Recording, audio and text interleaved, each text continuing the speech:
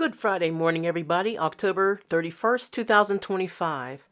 The word for today will be coming from Revelation chapter 12, verses 14, 15, and 16, which says, "And to the woman were given two wings of a great eagle, that she might fly into the wilderness, into her place, where she is nourished for a time and times and half a time from the face of the serpent.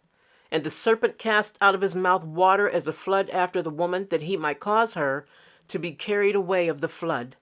And the earth helped the woman, and the earth opened her mouth and swallowed up the flood which the dragon cast out of his mouth."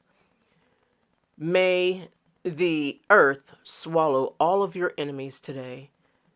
And may God's angels guide you and guard you. In Jesus' name, God bless you and enjoy the day God gave you. Essie.